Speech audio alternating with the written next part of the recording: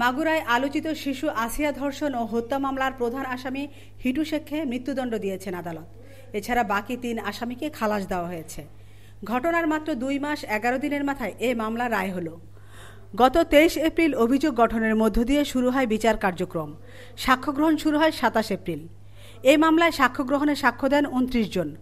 ছুটির দিন বাদে ১২ কার্যদিবসে শেষ হয় বিচার কাজ। গত ৬ মার্চ মাগুরা শহরের নিজ নান্দুয়ালি গ্রামে বোনের শ্বশুরবাড়িতে বেড়াতে গিয়ে ধর্ষণের শিকার হয় ৮ বছরের শিশু আসিয়া। গুরুতর আহত অবস্থায় প্রথমে তাকে মাগুরা ও ফরিদপুরের হাসপাতালে নেওয়া হয়। অবস্থার অবনতি হলে ঢাকা মেডিকেল কলেজ হাসপাতালে এবং পরে ঢাকা সম্মিলিত সামরিক হাসপাতালে ভর্তি করা হয়। ১৩ মার্চ চিকিৎসাধীন অবস্থায় মারা যায় সে। আমেনা ইসলাম, নিউজ ডেস্ক, আজকের সংবাদ।